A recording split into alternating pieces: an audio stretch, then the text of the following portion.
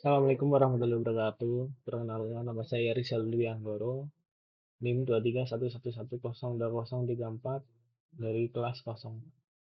Di sini saya akan menjelaskan, mempresentasikan tentang infografis yang saya buat mengenai manajemen proyek TIK. Karena apa sih itu manajemen proyek TIK? Manajemen proyek TIK adalah proses perencanaan, pengorganisasian, pelaksanaan, dan pengendalian proyek berbasis teknologi informasi dan komunikasi untuk mencapai tujuan dengan waktu, biaya, dan kualitas yang telah disepakati. Jadi, proyek TIK itu nggak hanya soal teknologi, tapi juga manajemen sumber daya agar hasilnya tepat sasaran. Yang kedua, ada karakteristik proyek dan bedanya dengan rasional. Jadi, kita analogikan proyek ini dengan contoh membangun aplikasi mobile untuk kampus contohnya.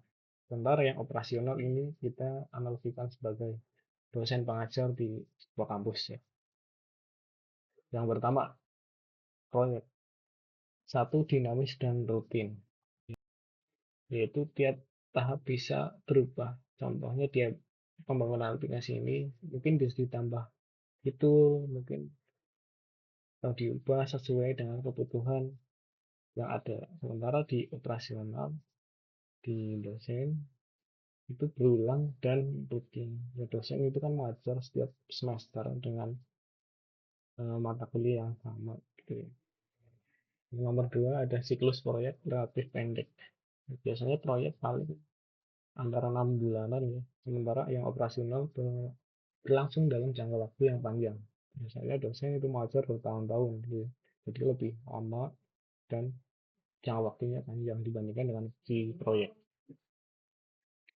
Yang ketiga, intensi kegiatan berubah. Awalnya kalau bikin aplikasi mobil itu mungkin fokus ke login dan absensi mungkin ya. Lalu mungkin berubah ke jadwal kuliah dan lainnya. Kalau operasional, intensi kegiatan relatif sama. Dosen biasanya hanya mengajar, memberikan tugas, melakukan ujian, jadi polanya itu sama. Yang keempat, kegiatan harus disesuaikan berdasarkan anggaran dan jadwal yang ditentukan. Biasanya di proyek itu ada jadwalnya yang harus ditentukan sama jadwal yang ditentukan. Contohnya misal dalam pembangunan aplikasi ya, tentukan biaya target misal 200 juta dan jadwalnya itu misal selesai tahun misal sebelum ajaran tahun baru ya. Sementara yang operasional batas anggaran dan jadwal tidak setajam proyek. Misal dosen digaji berapa juta itu secara rutin per bulan dan jadwal perkuliahan itu stabil ya. Yang kelima, yang proyek terdiri dari berbagai macam kegiatan dengan disiplin ilmu. Kalau di pembangunan web biasanya kan yang dibutuhin itu kan programmer, UI UX design, database engineer-nya, sampai QA-nya, testernya. Sementara yang operasional, macam kegiatan yang dimiliki tidak terlalu banyak. Misal dosen tugasnya mengajar, membimbing, melakukan penilaian, jadi lingkupnya lebih terbatas. Kemudian yang keenam, keperluan sumber daya berubah baik macam maupun volumenya. Sementara operasional macam dan volumenya keperluan sumber daya relatif konstan. Kemudian ada jenis organisasi proyek. Yang pertama ada organisasi fungsional, yaitu anggota staf dikelompokkan berdasarkan spesifikasi atau fungsinya. Anggota staf dikelompokkan berdasarkan fungsi atau divisi. Proyek itu biasanya ditangani oleh satu divisi tertentu saja, tanpa campur tangan divisi lain. Contohnya di sebuah perusahaan ada tim divisi IT-nya yang hanya mengurus misal perawatan komputer sama helpdesk.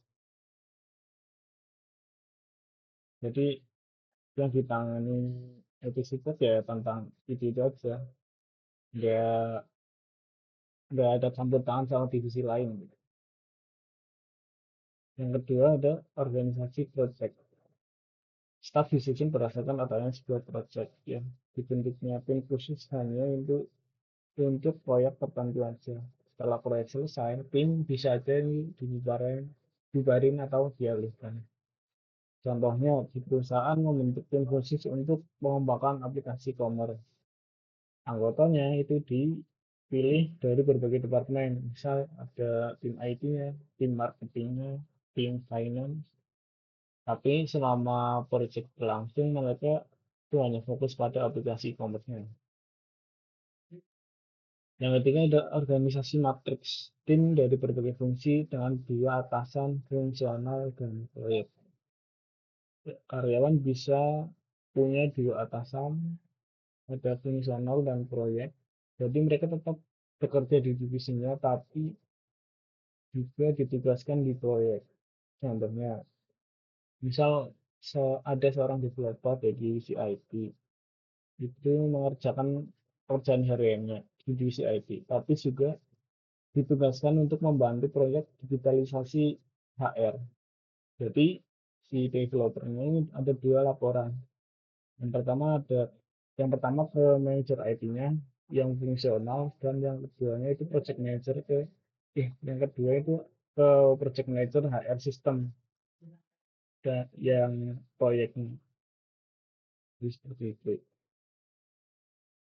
Kemudian ada proses manajemen proyek. Yang pertama ada inisiasi. Inisiasi itu menentukan tujuan dan stakeholder.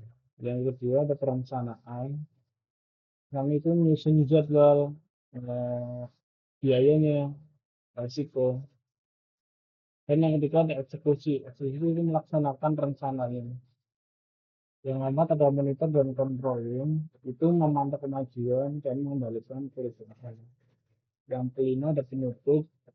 Itu menyelesaikan evaluasi, implementasi.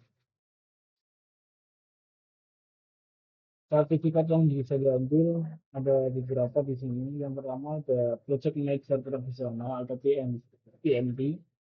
Itu levelnya profesional. Yang kedua ada Prince 2. Yang ketiga ada CAMP, Certificate Associated Certificate Associate in Project Management. Ini biasanya untuk yang pemula beginner. Ini ada Scrum Master. Kemudian ada tools dalam manajemen project.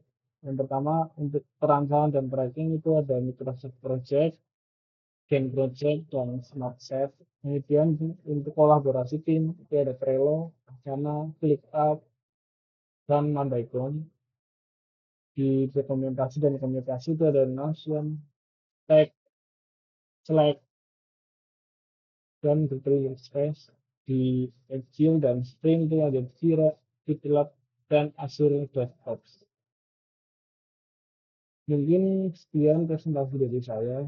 Jika ada salah kata, mohon maaf. Wassalamualaikum warahmatullahi wabarakatuh.